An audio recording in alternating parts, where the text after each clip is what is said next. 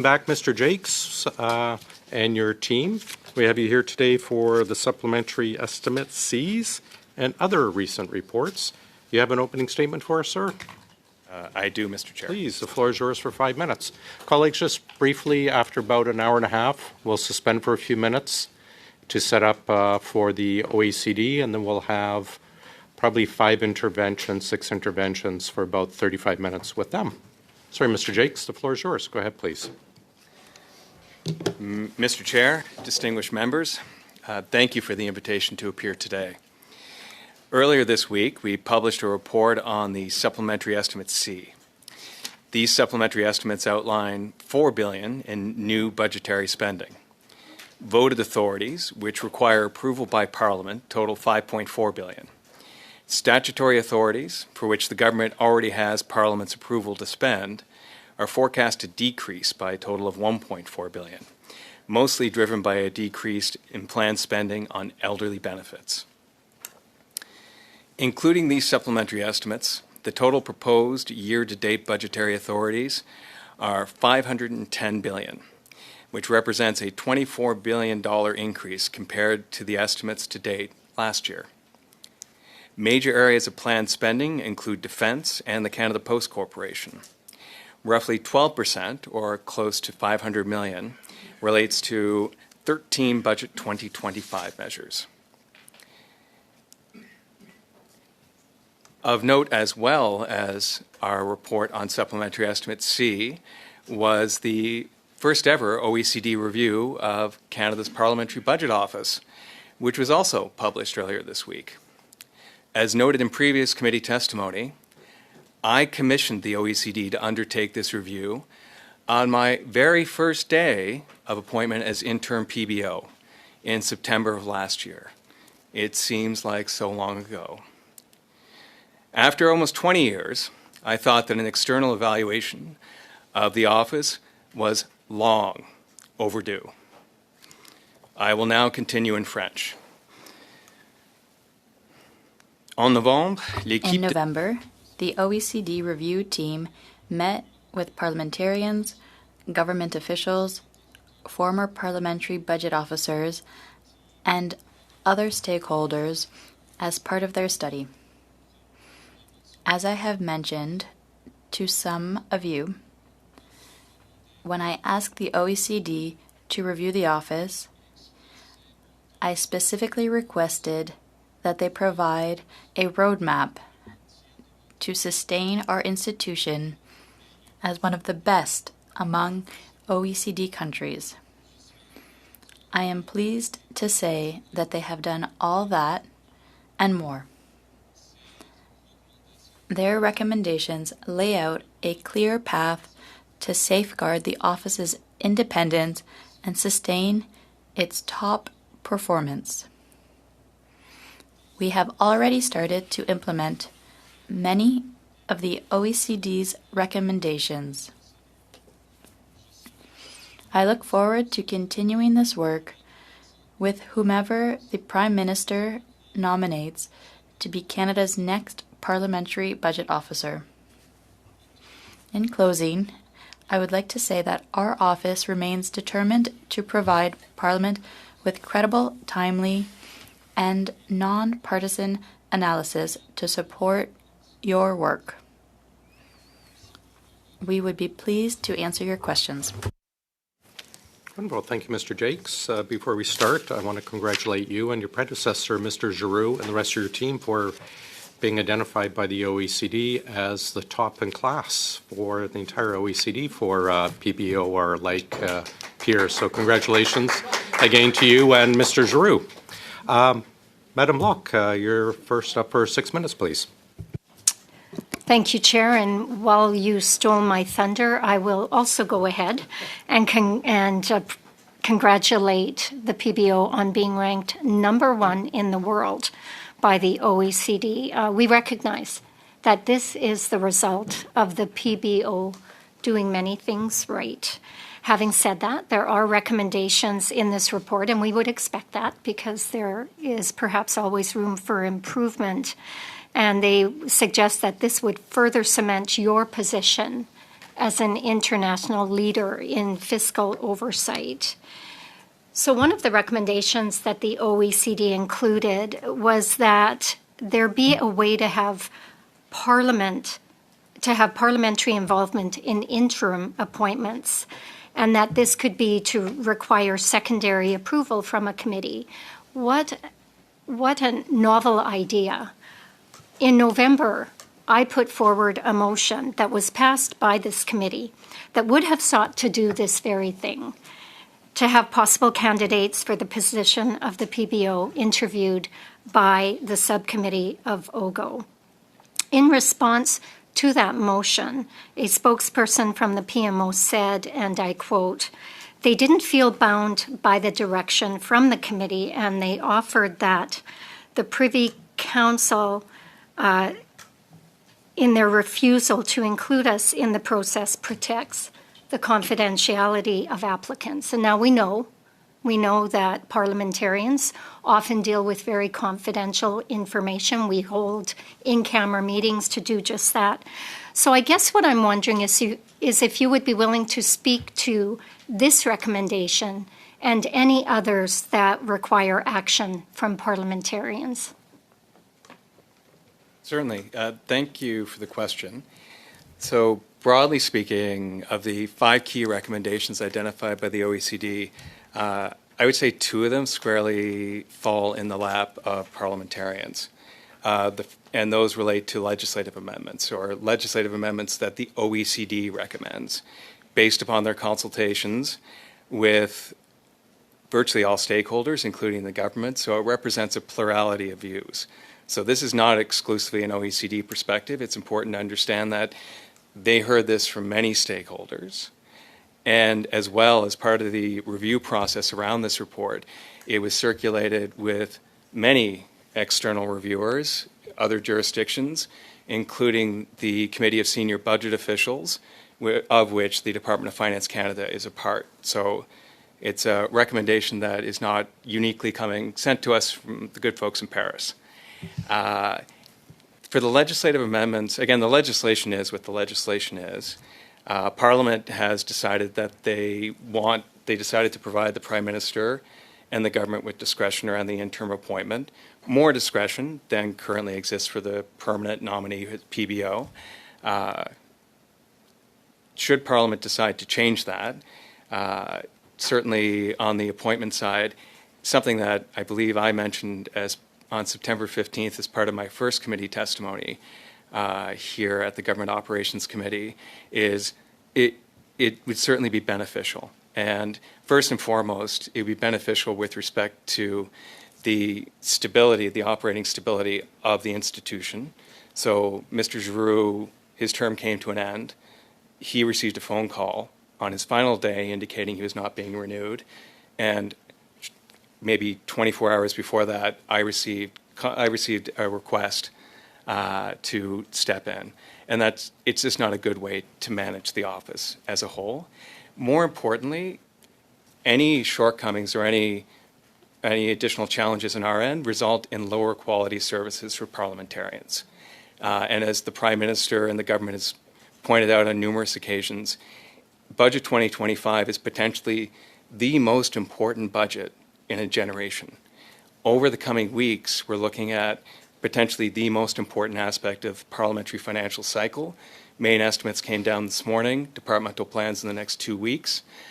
Shortly after that, we're looking at a spring update as well, all of which involve cuts of $60 billion, layoffs of 40,000 FTEs, and substantial investments on the defense side.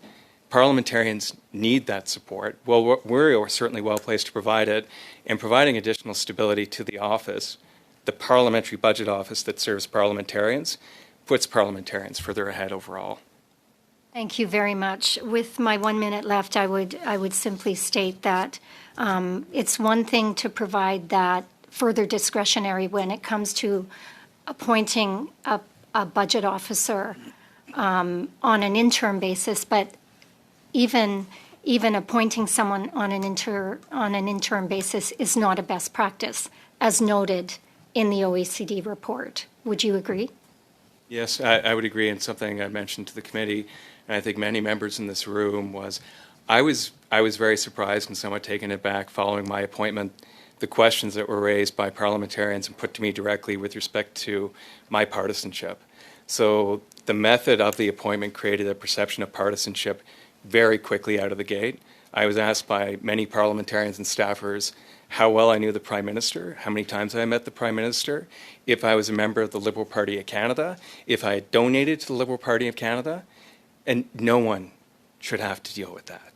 And more importantly, as the OECD points out, for an institution that is widely respected as being impartial and independent, having a process for nomination for an interim appointment that leads to that specific outcome just makes no sense. It undermines the entire raison d'etre of having an independent parliamentary budget office. Thank you. Thanks very much. Ms. Washworth, please. Well, thank you, Mr. Jacques, and I'll maybe expand a bit more further on that particular issue. It is important to note that the OECD review concludes that Canada's Parliamentary Budget Officer is one of the strongest independent fiscal institutions internationally. Do you agree with that statement? I agree with the statement, and I would say it's less about the officer and it's more about the institution. I would also say more broadly, and something that really stands out to me in comparison to other jurisdictions, it is also about parliamentarians. So in comparison to other jurisdictions, parliamentarians use our work to a much greater extent. This will be my 24th appearance at committee since September. I'm now in hour 39 of public testimony, going into hour 40 in a couple of minutes. That doesn't happen in other jurisdictions. We have close to 6 to 7 committee requests with respect to analytical work. And I do think that on our end, the team certainly does a very good job. It really comes from the use of the work by parliamentarians, people such as yourself, and the fact that parliamentarians are interested in numbers and they're interested in facts and they're interested as part of their policy debates to have good numbers that they trust supporting those debates. So it very much is a team effort.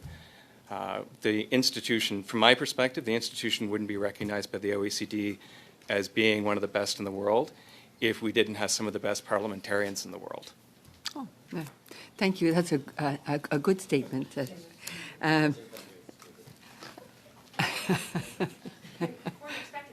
No, exactly. So we should applaud that as well, actually. Well, actually, on that point as well, for many years, your office, this committee, has raised concerns about the disconnect between federal budgets and the estimates, as well as limited visibility, I think, as you've pointed out, into frozen allotments that only become fully clear in the public accounts. And so now as we shift, I mean, we're acting on some of these comments, on some of these concerns that have been raised, with the shift to a fall budget cycle and improved alignment in supplementary estimates. Are you satisfied? Do you view this as progress? How would you comment on that? Yeah, it certainly, to your point, it certainly responds to some of the observations that we made in the past with respect to the lack of alignment between the budget and the estimates. And again, those observations that we made, they very much came from parliamentarians. So parliamentarians, again, I've been on the Hill for the past 20 years. There were observations made by parliamentarians with respect to the lack of coherence between the budget and the estimates. That's something that parliamentarians raised with the government, but all flavors of government, they raised with ourselves, and the government has responded, and it's definitely a good step forward. Is it? I was just reading somewhere that it is 5 weeks that the parliamentarians are given to examine the supplementary estimates. Do you feel that now is a sufficient amount of time? It's really not up to us to opine around how much time should be provided to parliamentarians. Again, when we reach conclusions with respect to the process, it's very much based upon the feedback from parliamentarians.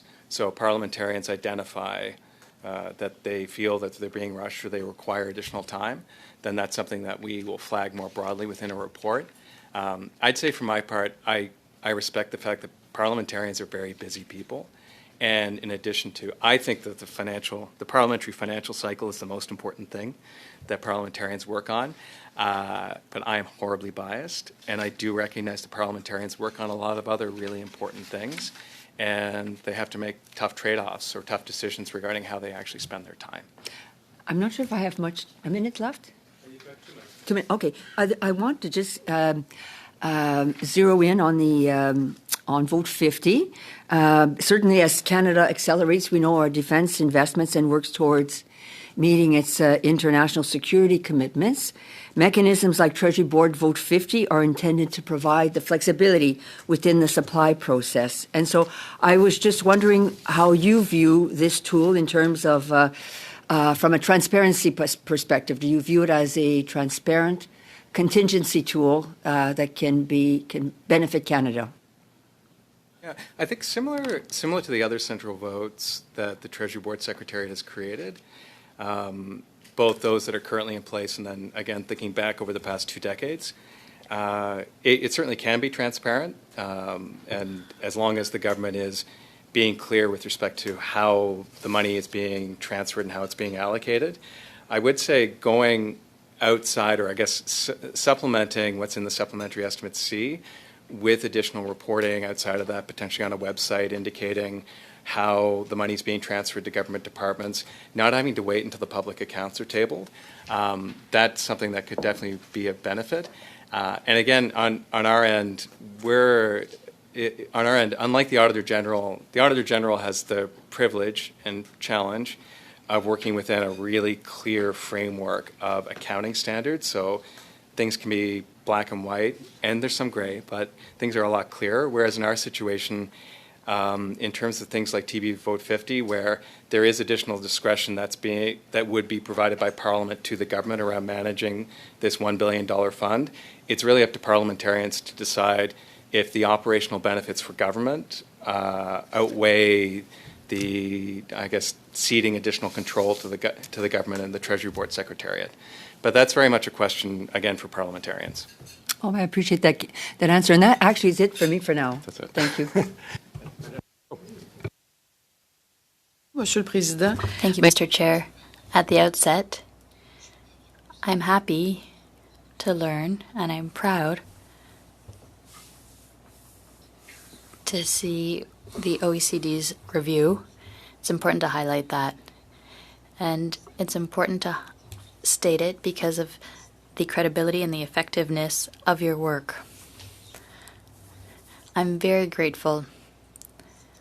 So, to me, it's unacceptable to have any judgment toward the impartiality that wouldn't be 100%. So I would stand up for that. So I have a number of questions.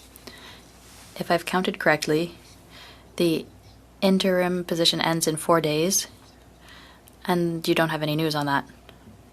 No, not yet. There are still 4 days, it's true.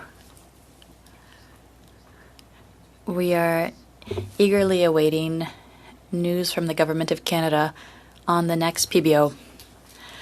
So the committee had proposed an impartial process to ensure the legitimacy of your office. And in addition, you only have 4 days left. You have no news. I have a lot of sympathy for the whole team. I wanted to note that. I find that unacceptable. So the central votes, 4.5 billion. Dozens of organizations have presented additional needs. Is that volume unusual? Does that reflect a problem in budgetary planning at the beginning? Merci pour la question. Thank you for the question. In terms of the number of organizations, I have to admit I don't have the numbers with me compared to other supplementary estimate C. But in terms of the amount, this year was relatively low compared to other years. So I would tend to say since the amount was lower, the number of organizations is probably a little lower than in the past. I imagine in a big institution like the government, it can be difficult to have the right planning in real time. For my information, I'd like to know the PBO for assessing the voted appropriations versus statutory expenditures in supplementary estimates. can there be strategic placement of that? A transfer between votes? Well, we've seen, and I think in all of the estimates, it's in the subs B as well, there are reallocations between vote 1 to vote 5, for example, capital towards operational or vice versa. So this year I don't think there were more than usual. And the organizations that ask for those transfers have to obtain approval from Parliament. And second, they're supposed to provide justification to the Secretariat of the Treasury Board before they can request that transfer with the supplementary estimates. I think it's an opportunity for parliamentarians when they invite officials and ministers to explain specifically some of those transfers, because we don't have all of the information for each one of them.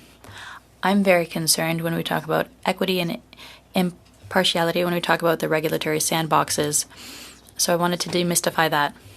Regarding the $1 billion for Canada Post, because we know that's a reimbursable loan, a repayable loan. So that's a shortfall. There's still money bleeding. So based on your analysis, is this temporary support or a sign that that structure is not going to last? Thank you for your question. I will answer in English. Post. Under Article 31 of the Canada Post Act, the Minister of Finance is able to place at the disposal of that corporation such amounts that are needed for it to continue to operate. In Section 32.1 of that same Act, it requires Canada Post to reimburse government from its annual revenues should there be sufficient funds available. And then if there are not, there is Section 32.2 of that Act, where if revenues from the corporation are insufficient to pay back what was given under Article 31, the Minister of Finance can cause the insufficiency to be included in a deficit appropriation item in the next estimates. Parce que, dans le fond, on se demande... Because in the end, we're wondering, and we're still awaiting answers. We don't have all the answers yet. We're wondering, what about its main role and the goal of Canada Post to serve? Because there are a number of places. I'm going to the Ile de la Madeleine. If there's no Canada Post, it's about medical items and other things. Okay, I have 30 seconds left. Defense and security. The creation of the central vote allows Treasury Board to substitute other votes. Would this be for acceleration or to circumvent the usual processes in the budget? Sir, sorry. Le gouvernement de Canada. The government of Canada used the same approach in the past, and maybe in the next round I can add more details. Thank you, Mr. Chair. Answer, please. Thank you very much. Thanks again for coming to committee. Really appreciate the good work that you do. I just wanted to start off quickly with the issue around the elapsed or frozen funding. I noticed in your report it mentions that roughly 27% is all that's really been reported on as a percentage, and it's unclear with the other 73%. I'm just wondering if you could elaborate on what that means and if there's any clever accounting happening with these frozen allotments. Sure. Thank you for the question. So this number was obtained by comparing the frozen allotments, the permanent frozen allotments in Supplementary Estimate C against what you find, the total permanent frozen allotments that you find in the public accounts. And what we wanted to highlight is that theoretically, what you find in supplementary estimates would technically be a leading indicator of what you would find in the public accounts and potentially what is about to last. But based on the figures that we've seen in the last few years, it doesn't really give you an indication of the permanent frozen allotments numbers that you will find in the public accounts. So that's where that 26% average comes from. Right, but that would kind of also indicate that there's a bit of a lack of transparency then on what's happening there too. Would that be correct? I would say that it certainly doesn't inform you more it doesn't inform you on how much the government will potentially lapse. And when there wasn't a supplementary C tabled last year either, that didn't help either, correct? Correct. Yeah. Okay, thank you. Just wondering too, because a lot of it is on the graph that you have in the report, that a lot of it will just be carried forward into the next fiscal year. We've heard from you guys in the past that there's a lot of funding that is re-announced, and not necessarily new funding, but just re-announced funding. When you looked into this, did you see any things that were just re-announcements that were added into, rather than new budgetary items? How much of it was carry forward versus actual new commitment? So in line with what you're saying, what we did notice was in the budget 2025 in supplementary estimate C, there were measures that were that receive appropriations from prior, or I would say earlier estimates, and those measures were considered budget measures because they were reintroduced in the budget. So we wanted, for transparency, we did want to highlight that. Thank you. Just a little bit more on the issue around Canada Post. The Kaplan report said with the last year's loan, and said that the repayment repayment would require the complete suspension of disbelief.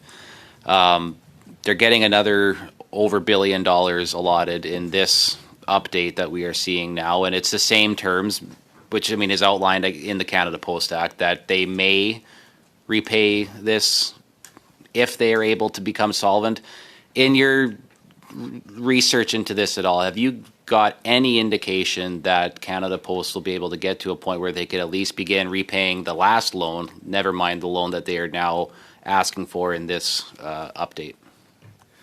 So looking at their annual reports for the last 10 years or so, they've not been profitable on a net income basis since 2017, and there has not been a profitable year on an operating basis since 2020. However, the operating margin was negative in 2018 and 0.1 in 2019, so it precedes the pandemic by a few years. Yeah, and it's 5 years ago there was a strategic plan submitted to the government, and nothing's been done on it. Do you think this is just a little bit absurd that they could keep coming back asking for money without being afforded the ability to actually make the changes required to at least try and right the ship? Say on our end, it's outside of our mandate to comment on how the government of Canada manages its decision-making processes around crown corporations. Right, but just as a general practice, though, right? I understand that you're not going to get into the weeds on it, and I do appreciate that. But just when we look at how taxpayers' money is being spent, they are repayable loans, but there's a basically an opt-out that there's no incentive really to repay it. And I think that's the problem that Canadians are seeing with this, is they can keep coming back every year, $1 billion, $1 billion, $1 billion. They're not given the ability to make the changes, and this keeps happening over and over again. Is that not problematic? Sorry to interrupt you. There's no time left for a response, so perhaps we can get back to Mr. Patzer next time. Mr. Osborne, please go ahead, sir. Vince, yeah. It's Vince. Mr. Gasparo, go ahead. I was insulted there, Chair. Thank you. This is what your for- party gave me, so go ahead. I'll start the clock. Go ahead. Thanks, Chair. Thank you again for coming, Mr. Jacques and team. I just want to quickly start with the frozen allotments, and then we can go to the OECD report if that's okay. In your report, you note, and then this is coming off of what my Conservative colleague mentioned earlier or was alluding to, but in your report, you note that the frozen allotments have been disclosed in the supplementary estimates C since 2015, 2016. My first question is, what was the practice before that, particularly during the decade that Prime Minister Stephen Harper's government was in power? So the The prior practice was that there was nothing disclosed. And being the person that I believe wrote the analysis for Supplementary Estimate C the first time that the government released the information around frozen allotments, I think we highlighted it as a good positive step forward for transparency overall. I'm glad you stated that for the record. So the fact that the introduction of this reporting, it actually represents increased transparency rather than a lack of transparency. I just wanted to make sure that was stated for the record. So I appreciate that. Moving to the OECD report. In its review, the OECD placed strong emphasis on nonpartisan communication. How does your office interpret this recommendation in a particularly highly charged political environment? And will the PBO consider formalizing a communication process as was recommended? So yeah, I'm very familiar with that recommendation. The OECD, when they shared a draft report with us prior to Christmas, they highlighted this, and I was immediately struck by two things. The first being, holy cow, why haven't we done this before? Quickly followed by a slightly sickening feeling of the operational risk to the office of not having what you're mentioning in place. And that's why last month we actually released our first ever communication strategy for the office, our first ever communication policy for the office, and our first ever errata policy for the office. So I think many people in this room are probably good users of our website. And if you go to our website and you look at a report on the website, you'll now see that there's a hyperlink for errata. So it was something, and again, the policies themselves and the approach, there are some new aspects to the approach. I would say a recurring theme throughout the OECD report in communications and in other areas is that we were doing these things, we simply hadn't written them down. And that created two issues. The first is when we do have a situation where we have somebody who's a very strong leader, Mr. Giroux, who moves on, it means that when there is a transition, there's a risk that there are going to be operating setbacks to the office if you don't have a good policy framework in place. The other issue is it's not transparent. So we were not walking the talk. So the idea that as an organization with a legislative mandate to promote fiscal transparency, we ourselves were operating in a non-transparent way when it came to issues around communications. It was certainly not helpful. So that's in place. I think it largely addresses most of the recommendations from the OECD report on the communication side. Certainly, we're going to see how those settle, and we're open to suggestions and feedback from parliamentarians if there need to be additional changes. There are other administrative changes that we're in the midst of looking at, and again, we're waiting until the government appoints a new parliamentary budget officer next week to sit down with that individual and work through some of the additional administrative changes that the OECD has recommended. Thank you. Thank you for that. That's basically our time. Madame Gaudreau, please, for 2.5. D'entrée de jeu, Thank you. At the outset, having set out a number of policies of the sort, it's beneficial for all parties because it provides protection, but at the same time, it gives legitimacy in doing one's work with the communication policy. So I appreciate that. Now, so Central Vote 50C, supplementing other appropriations, would this accelerate things, or would this circumvent the usual practice? As I started to explain, the Government of Canada, the Treasury Board Secretariat, used the same approach with the other central votes in the past And in this situation, it's to support other departments when there's a certain level of flux with the resources in some departments concerning defense and security spending. It's different in comparison with the standard approach of managing money for the Government of Canada, because typically with each transfer there's an obligation to explicitly identify the amount and to regarding the details and approval from Parliament. And it's a question for parliamentarians, for MPs to determine if the flexibility in that type of situation, if there's a justification, a strong enough justification for sharing control with by Parliament with the Government of Canada. Do you have the information when you ask for it to allow us to have them concerning Central Vote 50? No. Not yet. Not yet. After the meeting today, we can ask the Treasury Board Secretariat. Earlier, Mr. Chair, or later I'll talk about QDAM and Radio Canada. Please. Yes, thank you very much. I want to talk about the defense spending report. I was trying to wrap my mind around this enormous number.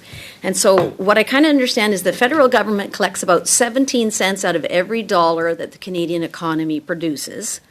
And under this new NATO framework, defense and security spending could rise to 5 cents. So that would leave us with 12 cents for all of our other spending. Now, if our revenue remains about 17% of GDP, that means close to 1/3 of our federal revenue would go to defense and security. And it's not a marginal adjustment. It makes defense one of the dominant pillars of federal spending. It would represent a very different fiscal profile from Canada that Canada has historically had. So now I want to consider the industrial side. Large-scale defense manufacturing is capital intensive. To sustain it efficiently, most countries rely on export markets. The United States does, France, Germany, and the UK.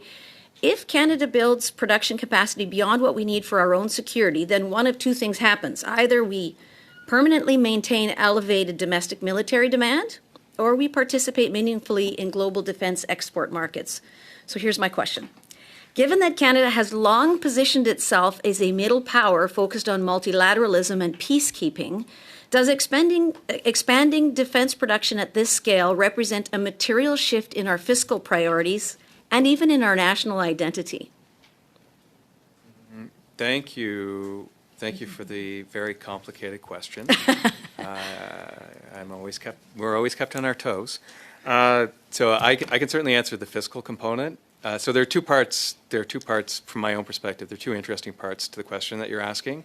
The first is well within our bailiwick with respect to the fiscal side. So we published a report on the NATO 5% target and the potential fiscal implications, which, again, the numbers that you cited in terms of the 17 cents on every dollar, or 17% of GDP, getting to 5 cents of that with respect to NATO, that's correct. It would be a substantial increase. Within the NATO 5% report that we published, we did point out that going from 2 to 5%, about half of that, the government's indicated it would be, they believe that they're already spending on other areas that are potentially dual use or dual purpose. That said, would be 5 cents out of the potential 17 cents if there are no other changes on the revenue side, which would be a substantial difference in the allocation of spending in comparison to what we've seen in the past. With respect to the question that you raised with respect to the change in the composition or the nature of the Canadian economy, it's something that definitely caught my eye, because up to this point we've been looking at this as a fiscal question in terms of how much will this cost and over what period of time. The defense policy last week was interesting because it indicated it's also an economic question. So in comparison to the past, where the government was focusing on spending the money to acquire military kit, now it's spending the money to acquire military kit and also substantially expanding the defense industry within the country. And in many situations, supporting the creation of firms that currently don't exist to get to a 70% domestic spending target. And in a context where we currently have a bit of an output gap, so there's currently some slack in the economy, which we expect to close over time. But in the context where the government's going to be pushing very strongly around the restructuring, restructuring the Canadian economy in this area and expanding it, it will change the nature of how the economy operates overall. Okay, so I just have a kind of a follow-up question. Since we're increasing defense spending so dramatically, and apparently the Prime Minister is planning to sign a defense cooperation agreement on his trip to India this week, my question is defense becoming just a security function of it, just a security function? Or is it becoming a central economic strategy? I think that's the main question that I have. I'm not sure you can answer it, but perhaps during your study of this issue, you ran into some information you didn't include in your report. I would say so to answer your question, we did not include the economic context or the changing economic context in our report because we were waiting for the defense strategy that was published after we published our NATO 5%, subsequent to our NATO 5% report. And again, it is a substantial difference in comparison to the approach the government's taken in the past, and including on the export side. So it was very explicitly identified within that report that there would be a shift to, in addition to creating domestic capacity to meet Canada's needs, also supporting the exports of military equipment and hardware. So that's certainly different. Now, Mr. Osborne, we'll try you. Thank you. And just following up, I guess, on the last question, you did say that the increase in defence spending would change the nature of our economy, and I agree with that as well. In your opinion, the 5 of 17 cents with an increased defence infrastructure spend, Canada has just signed on, I believe, to SAFE, which is a European group in which we may be able to export components that are manufactured in Canada as part of that group. They would rely on us, we would rely on them. But in terms of the defence industry and an expanded a part of our economy, how would the 5 of 17 cents look, in your opinion, as we move forward? I would say I would hopefully, I'll punt the question to the next PBO, and we will go back to the office and analyze it in detail. Because to your point, there are characteristics of the defense industry and the security industry that are different than other sectors in the economy. So thinking about the export orientation, the research and development intensity, productivity levels, and there's also a question of the government's ability or Canada's ability to execute on this strategy, because it's ambitious and it's definitely moving in a different direction. So I'd say on our end, it's better that we go back and actually analyze it before we opine upon it. Yep. But the next PBO will definitely have a very comprehensive answer. I'll put them on the hook right now. The next time they appear before this committee, they will have a comprehensive response. Yeah, no, I appreciate that answer. I would anticipate that ratio would change as the infrastructure component of national defence expands, but it would be nice to get some indication as to what that may look like.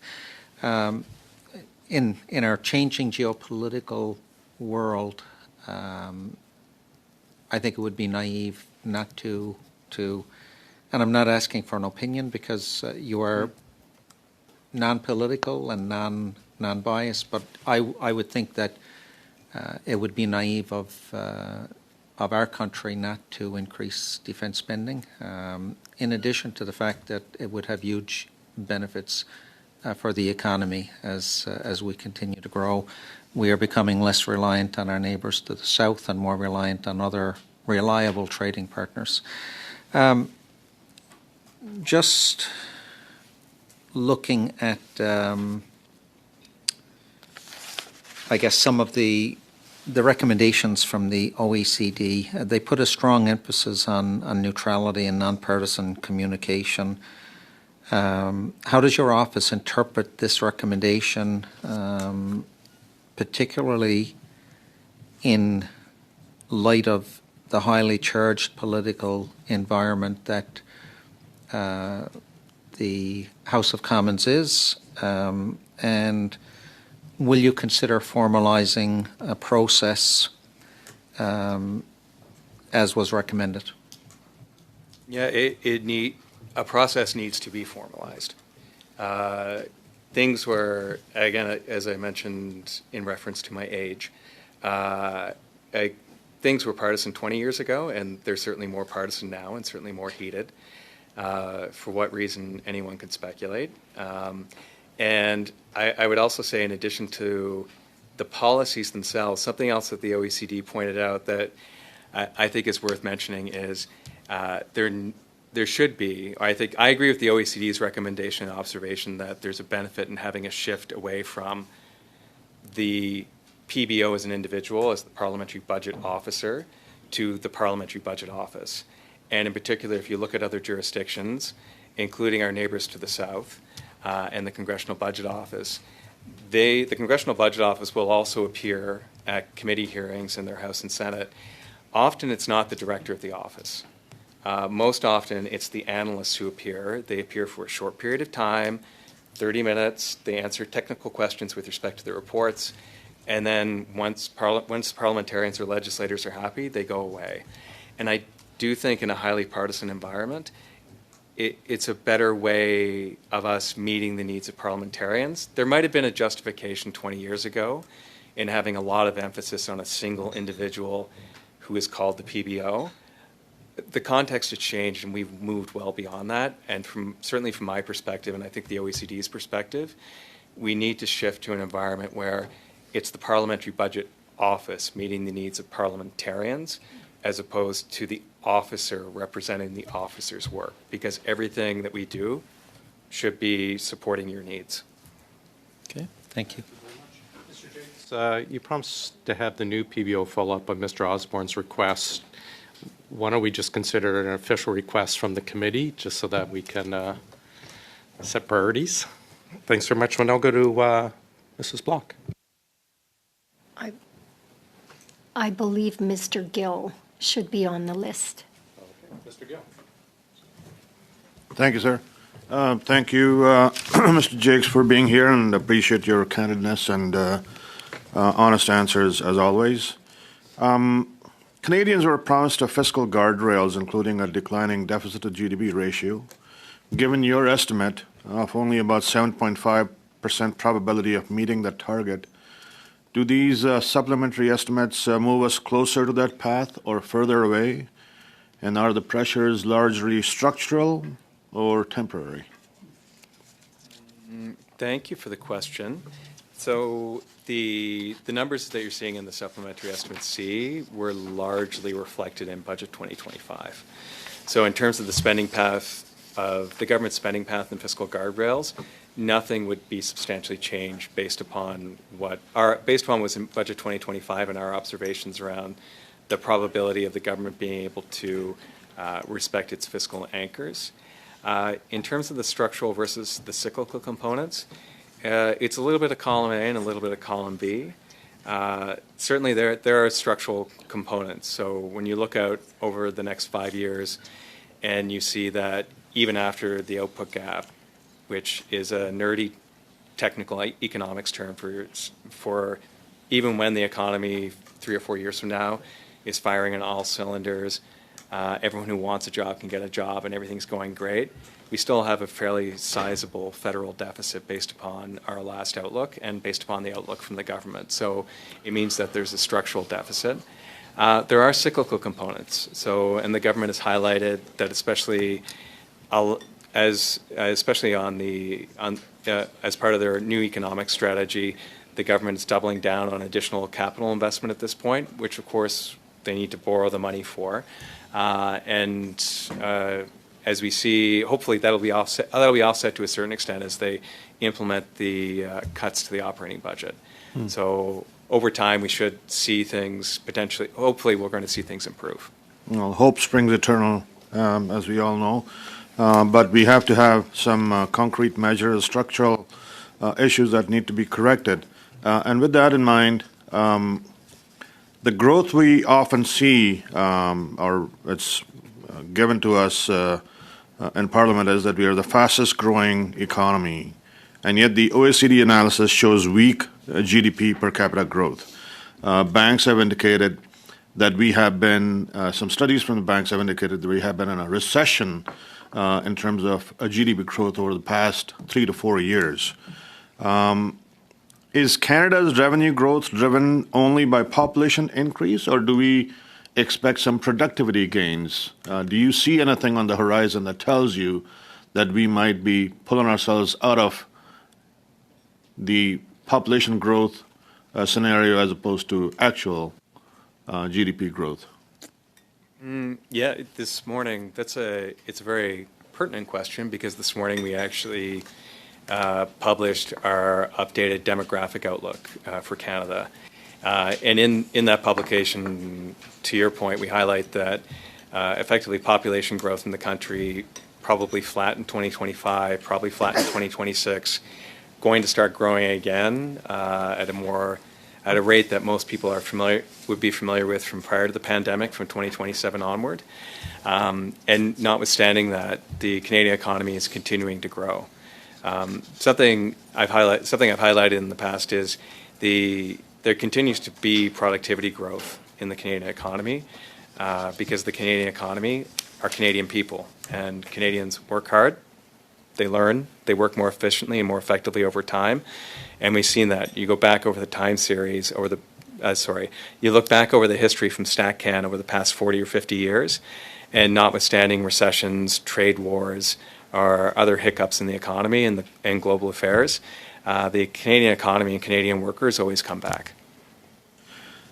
The debt trajectory that we have compared to other OECD countries, are we underperforming, overperforming? What can Canadians expect going forward, especially with the inflationary pressures that we are facing right now? Affordability is a huge issue. You have seniors resorting to having to, shoplift just to feed themselves. Where is all that going?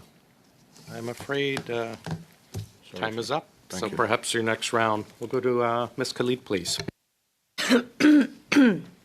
Thank you very much, Chair, and thank you to the witnesses for being here today. Just want to explore a little bit about frozen allotments and the variance that there is between frozen allotments that are reported in sub-Cs and in public accounts. Now, how much of that is due to timing, and how does that impact frozen allotments as being a key indicator or a leading indicator of the total frozen and lapsed funds that appear in public accounts? Thank you for the question. By timing, do you mean the timing of the implementation of programs? That's right. Yes, so that would be reflected in permanent frozen allotments that are categorized as reprofiles. And as you can see in supplementary estimates C of this year, they make the bulk of the 7.4 billion. So I think it's about 5 billion of those that are reprofiled funds. And so I wouldn't be able to speak to how does that overall impact or indicate how much the government will lapse by the end of this year. But if you take a look at the annex, not the annex, but the document about frozen allotments that is tabled along with the supplementary estimates, you can find details per organization, and the reason why the department is seeking to reprofile the funds, as well as the specific amount. How does that impact your work in PBO? Does it have any impact in terms of when the timing of the two different reports, with the frozen allotments and then the public accounts, the discrepancy there? I would say we would call it less a question of being a discrepancy and more a question of a timing difference with respect to when it's reported. And again, going back to a response I provided to one of your colleagues, like prior to 2015, we were only waiting on the public accounts, right? So there was nothing. So now to be in a situation where in 2015, the government ultimately decided to share additional information. It's not perfect and comprehensive, but they're sharing something, and ultimately it reconciles with what's in the public accounts, but it doesn't give us a perfect line of sight to ultimately what's published 8 months later.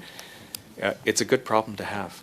And something I mentioned to this committee and to other parliamentarians in the past is I've never seen a public servant come to a committee hearing and be asked questions about, could you release additional non-confidential information? Could you put it on a website? Could you incorporate it as part of the existing financial reporting cycle? I've never seen a public servant say, no. I've only seen public servants say, sure, we're producing these documents for you so you can make better decisions, and if this is what you want and parliamentarians find it helpful, then they'll do it. I know I'm eating up your time, I apologize. The last thing, but it is important to always remember, with additional reporting, there's a cost associated with it to the government.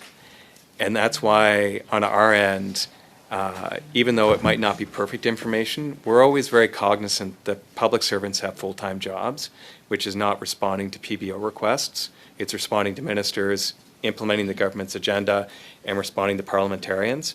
So even though the information they provide around frozen allotments might not be perfect, before we asked for more information, we would have to think long and hard about whether the additional $10,000 worth of taxpayer money spent on collecting that information was justified.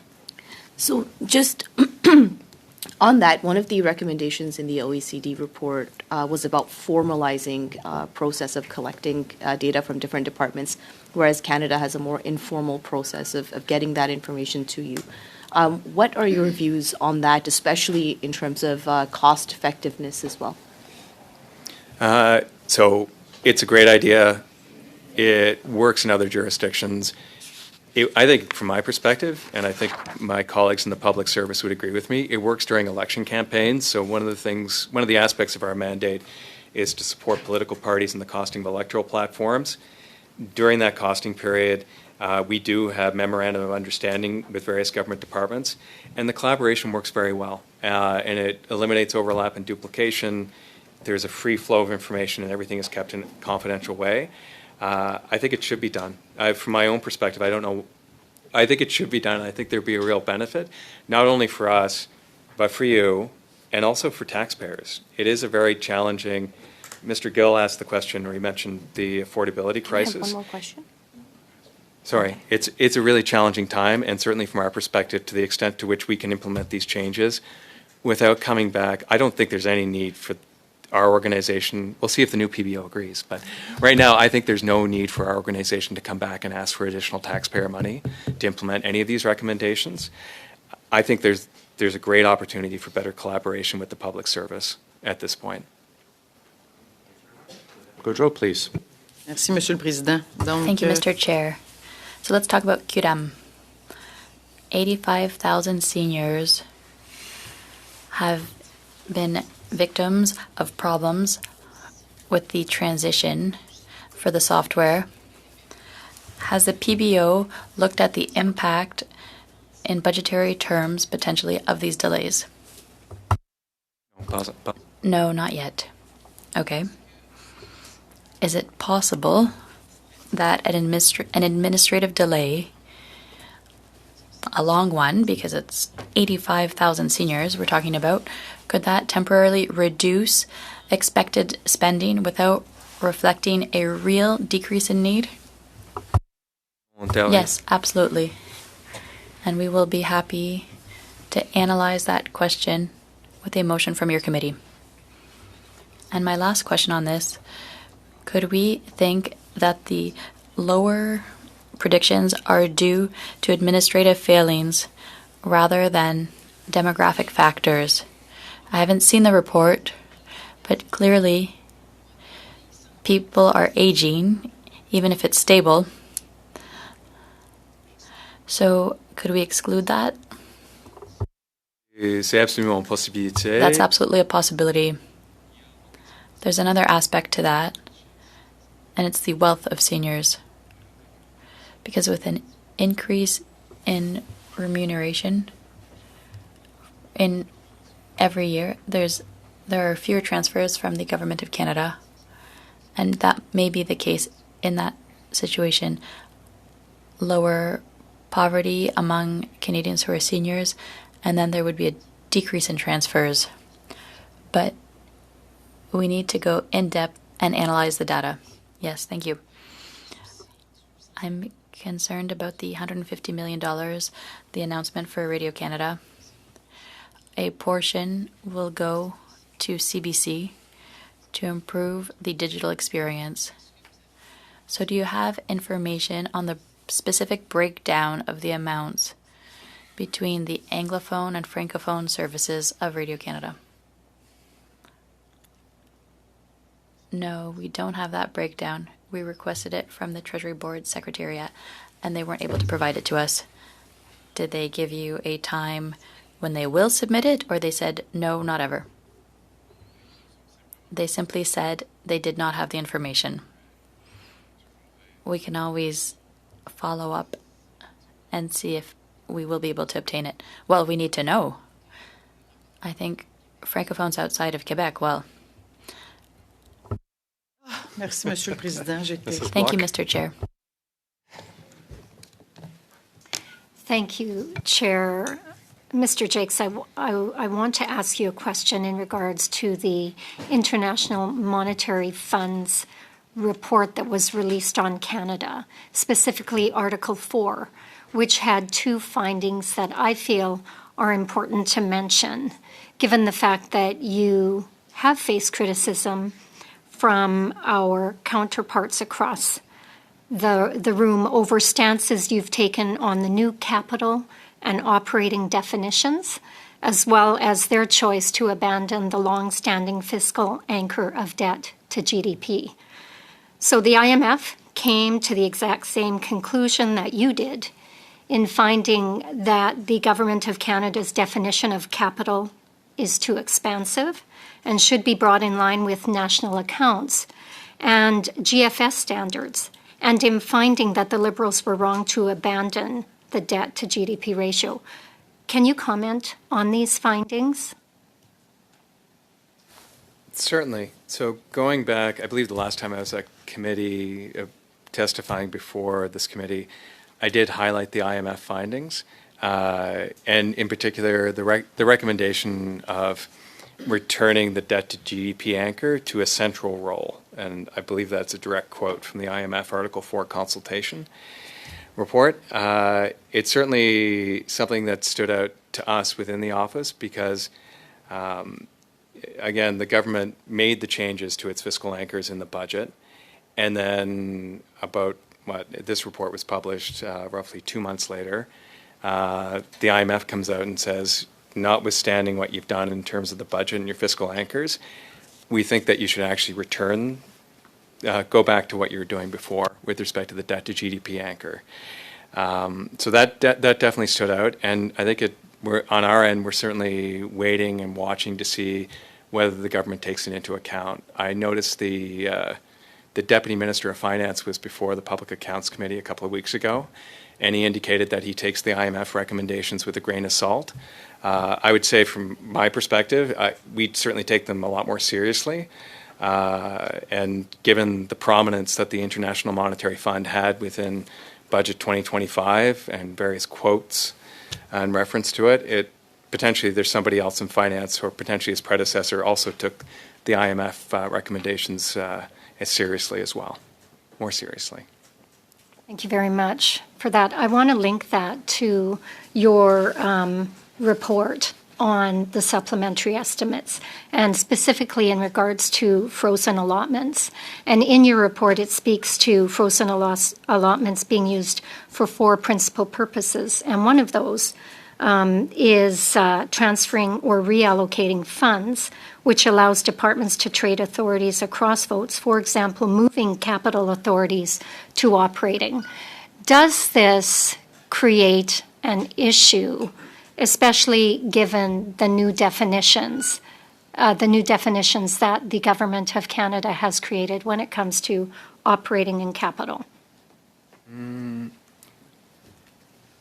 I don't think so. And there, quickly, because I can see the chair giving me the stink eye.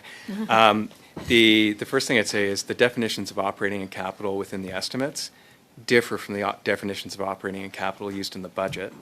Wow. The new definitions of operating and capital, which again speaks to the point that we've raised in the past and the International Monetary Fund of having consistent definitions that are widely acknowledged.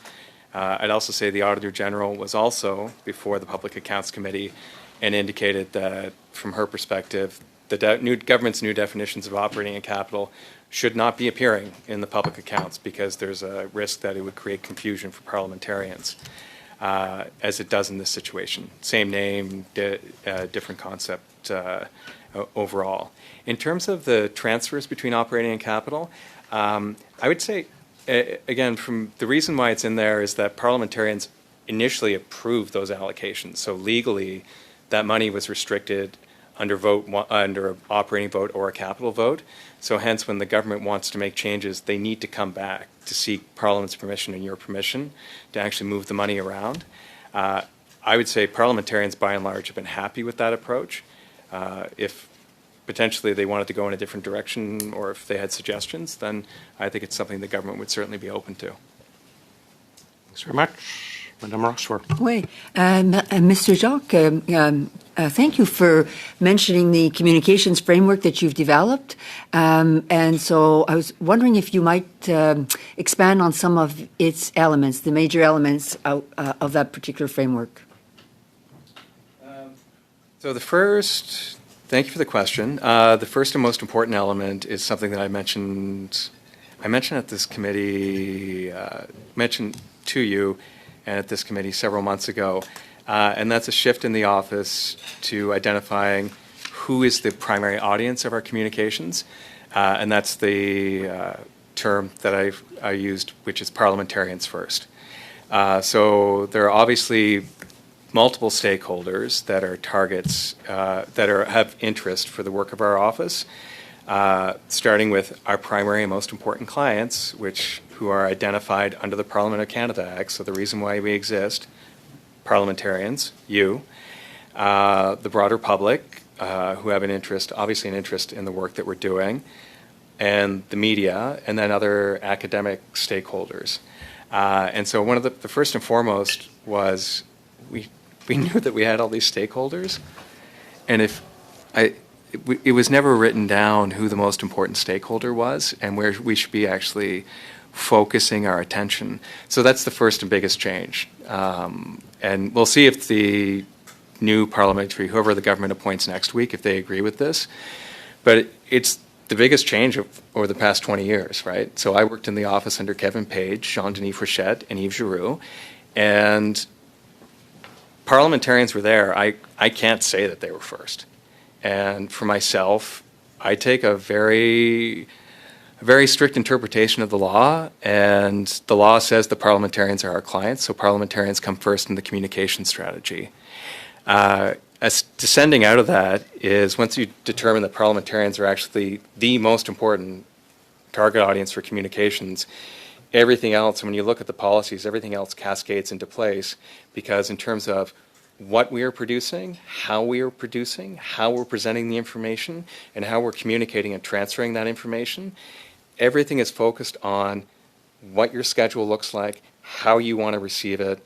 It may be there's some critique, and there's always critique from academics regarding there's not enough details in the annex with respect to our code. And I take that under consideration. I've never had an experience where a parliamentarian says, I want your 600 lines of code published, or I want your detailed annex. And on our end, if it means we'll do that for an external academic who's not a parliamentarian, and it means that we're producing a report for a parliamentarian more slowly, or it means that one of the 60 reports that we publish a year will not get done because instead we're focusing on another stakeholder, that's certainly problematic. So again, operationally within the office, you see a lot of additional change. You see a lot of additional administrative changes, and I'd say the last thing is around the communication side is very much trying to codify everything we're doing. And I know parliamentarians aren't interested necessarily. They might be interested, but you probably don't have time in the administrative details of how we manage things. But at the very least, putting it out there. So if you do have questions, or one of your staffers has questions, or you want to know how we're operating and you don't like it, you can go on the website, you can find it, you can look through it, you can critique it and get back to us. And that's a major change in comparison to how we operated in the past. So in the past, it was we show up for the reports, we answer technical questions, please appropriate our $8 million a year and don't ask questions. And now it's the inverse. So it's very much, hi, this is what we propose to give to you over the course of the year as our primary clients. Is it meeting your needs? This is how we propose to operate. And if you have suggestions, we're all ears. Because as we've learned with respect to the legislation around the appointment process, there is a lot of flexibility in terms of how we can operate. Am I still okay? You have 30 seconds. Oh. Does the OECD report touches on communication? So do you see a need to update the framework following the report? The framework will always need to be updated. We'll see how things go. So the framework now is like 6 weeks old. The official version on the website, we've been using something implicit for a far longer period of time. For my part, it's new to us. It's new to parliamentarians. We'll see what you think about it. We'll see what we think about it. I can say within the office, it's definitely new. And I definitely had some pushback with respect to making things more transparent, putting it out there, and having the office held to a higher standard of accountability. But again, things will change over time based upon the demands of clients. Thanks. Mr. Patzer. Thanks again. Mr. Jacques, can you just explain to people who will be watching here today the difference between the $5.4 billion that's voted in the subs versus the $7.8 billion in frozen allotments? Because obviously the frozen allotments aren't showing up what's in the voted total of the subs. So can you just explain a little bit more how that works? Sure. Thank you for the question. So funds that are in permanent frozen allotments were already appropriated, but then TBS restricted those funds and access to those funds, whereas the $5.4 billion are sought authorities, so voted appropriations that you must vote on.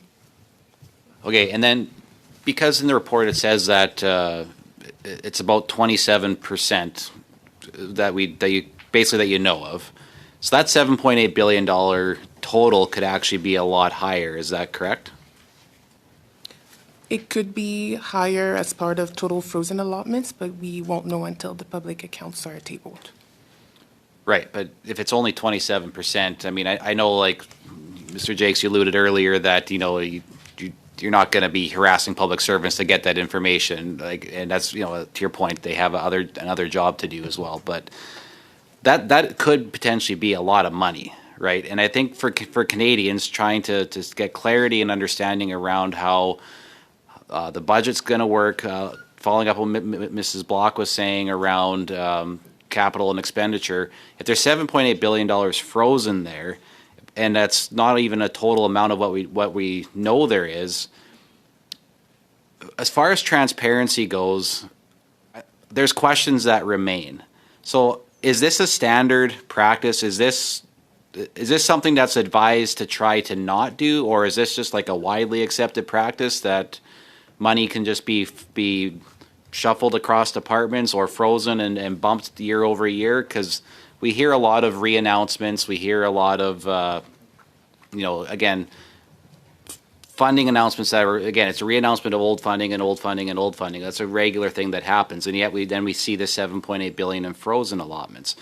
Are you kind of getting my drift with what I'm trying to ask around transparency here? Like, it's just, I think Canadians have some concern about that. Do you have that concern? I definitely take your point with respect to the frozen allotments and the ultimate number being higher in the public accounts. they're very good. For the first 10 years of my career, I spent it for sins that my father committed, probably, inside the core federal public service, including the Treasury Board Secretariat.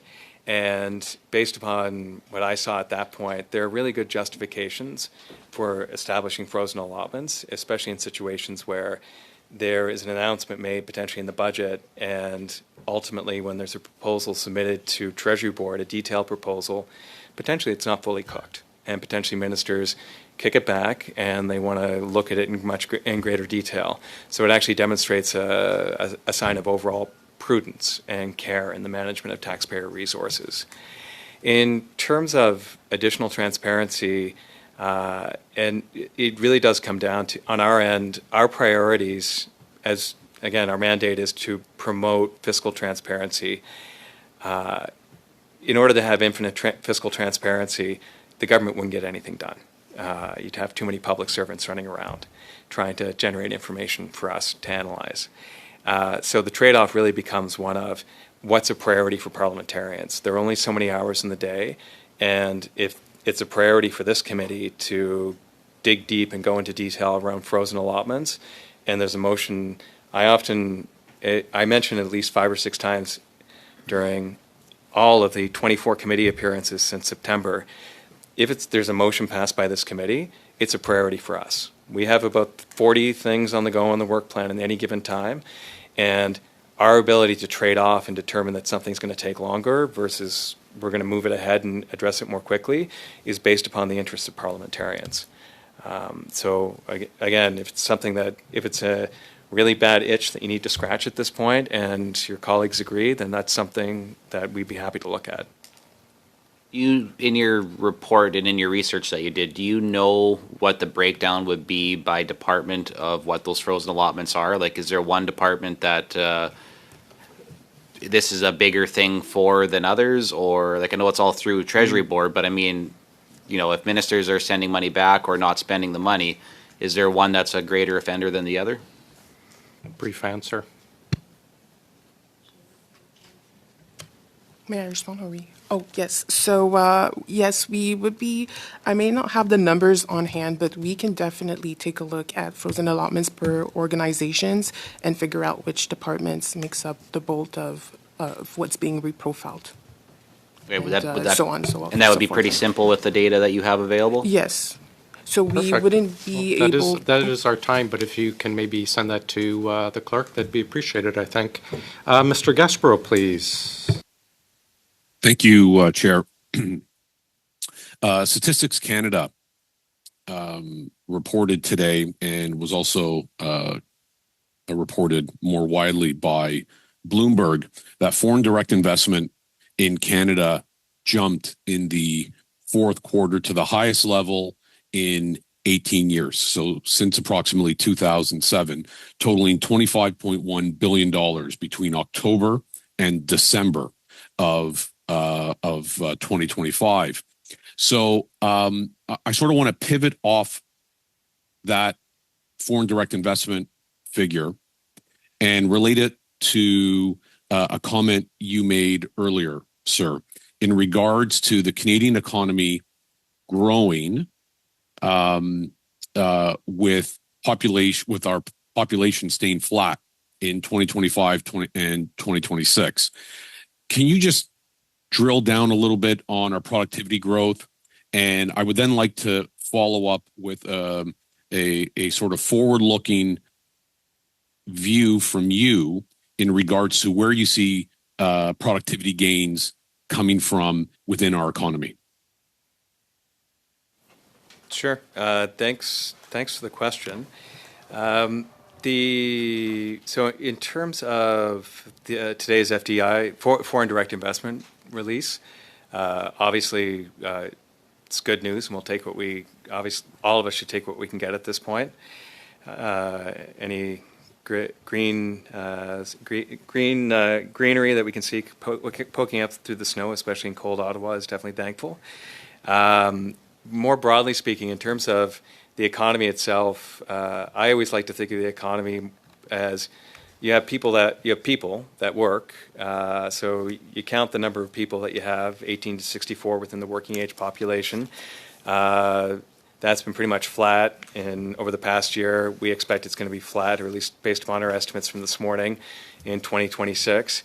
Then you have for the people that are working, you have the level of effort that they're engaging in, presuming that they have jobs. And then you have the final component, which you highlighted, which is productivity.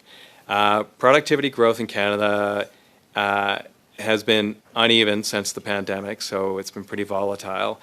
It wasn't particularly strong, so there was a reduction in growth in productivity that we saw over the previous decade or so, which I believe led one of the deputy governor of the Bank of Canada to highlight that as a significant challenge for Canadians and the Canadian economy. In terms of our economic modeling, I would say in the short term, looking at our most recent economic and fiscal outlook, we do continue to have some unevenness in growth in the Canadian economy. So there's a lot going on, both in terms of changes. So on the demographic side, we had substantial increases in the size of the population, now flat, returning to something more normal. There's a lot of uncertainty with respect to trade agreements. The trade data has been particularly volatile at this point.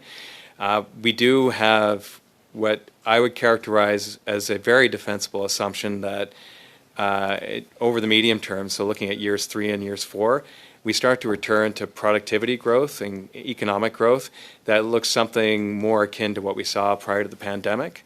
And again, the underlying assumption is what drives Canadian growth, what drives growth in the economy and also productivity growth are the people in the Canadian economy who work and start businesses and operate those businesses.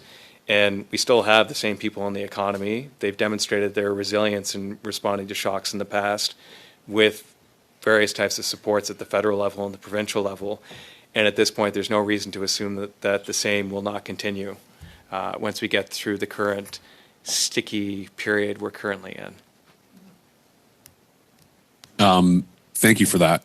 And I agree that our economy is based around our men and women within the Canadian economy. Sticking to the foreign direct investment and attracting capital into our economy, I'm making the natural assumption, sir, that you agree with our new government's view in terms of strengthening trade relationships with reliable trading partners, allowing our businesses to get their goods and services into foreign markets is incredibly positive and is a prerequisite for us having sustainable growth within our economy in the long term. I'm afraid we're past our time, but maybe Mr. Jacques, you can get back to your opinion in writing if you so wish. We'll have Madame Gaudreau for 2.5, please. Merci, Monsieur le Président. Thank you, Mr. Chair. I'll pick up on old age security and the guaranteed income supplement. The department is lowering its forecasts for those receiving OAS by $1.6 billion and GIS $773 million.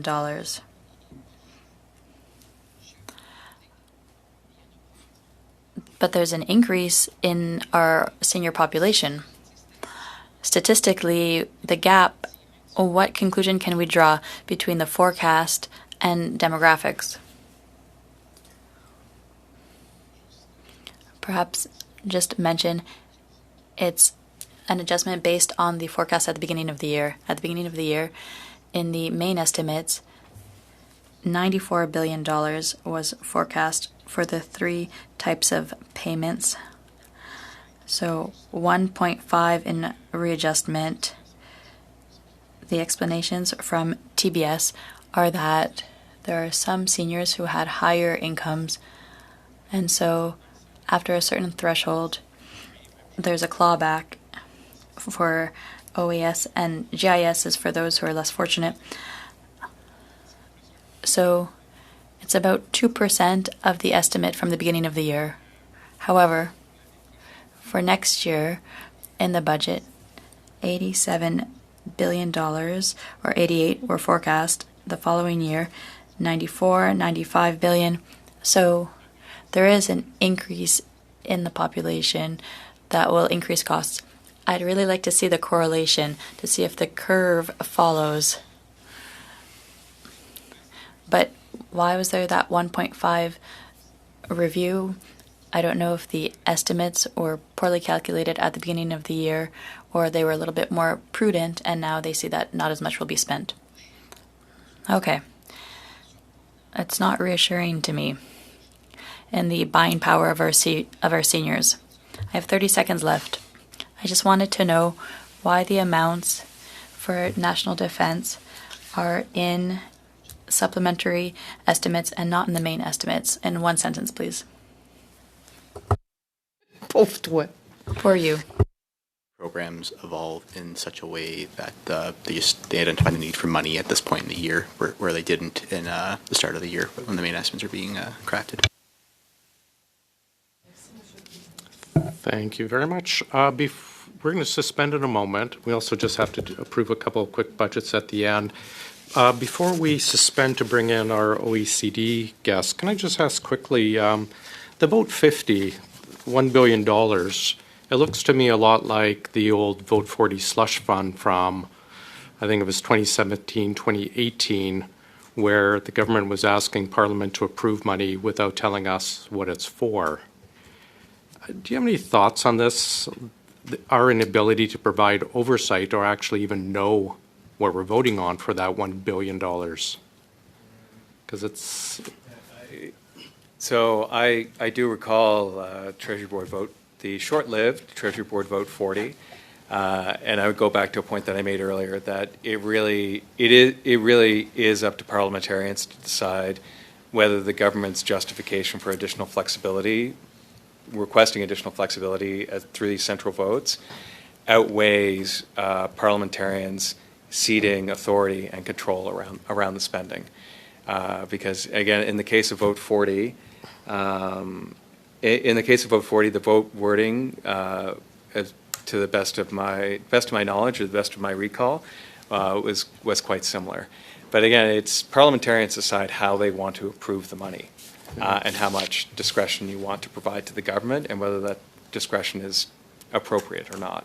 Yeah, well, I recall the Vote 40 debate where government officials said it was presumptuous on MPs' behalf to know what they were voting on before the money.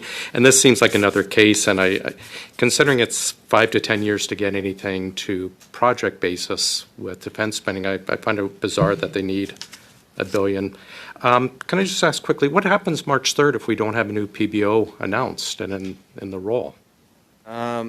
So thank you for the question. Pursuant to the Parliament of Canada Act, there are several specific responsibilities that are tied directly to the individual who is the Parliamentary Budget Officer. That includes publishing reports. It includes taking requests from parliamentarians and from committees. And it involves sending or requesting information from government departments. So the office will still exist. We will still be doing work, and we will only be doing work on projects or requests that we've already received. All new requests submitted by parliamentarians will need to wait for a parliamentary budget officer to officially receive them. Such as a brief on the estimates that just came in today.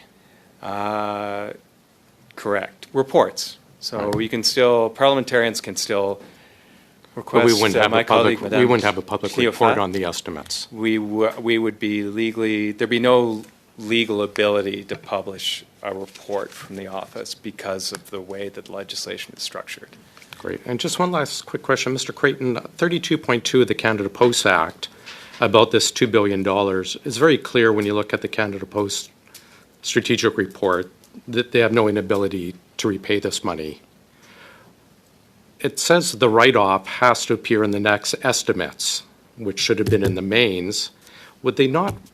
Should they not be putting in a provision for the bad debt for this? Or at what point do they, the money will never be repaid. Canada Post seems pretty clear. The Kaplan report says that.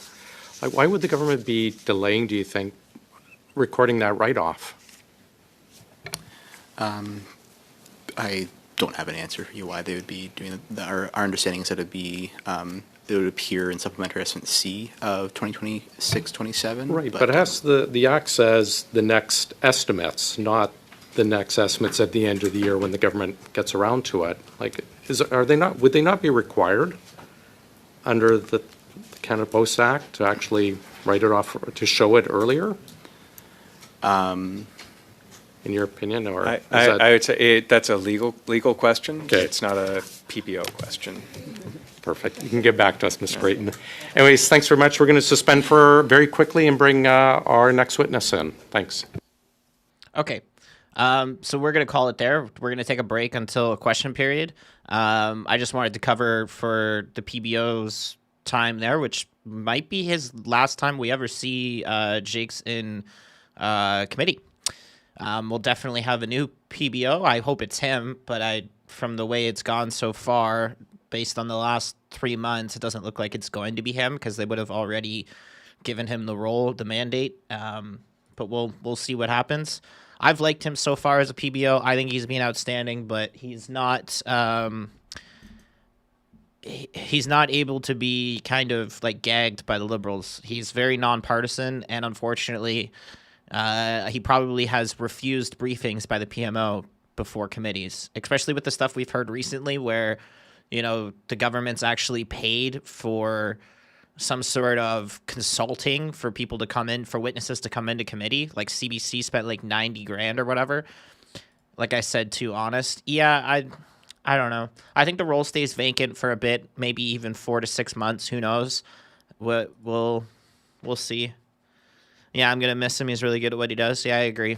He's been a really good PBO. So, we'll take a break. We've got about an hour and a half until question period, and then that'll be it for today. There are some committees on after, but if anything, we would cover the Security Committee on Bill C-8, but sometimes that gets a little bit too technical and boring. So I think we'll just call it after the question period stream.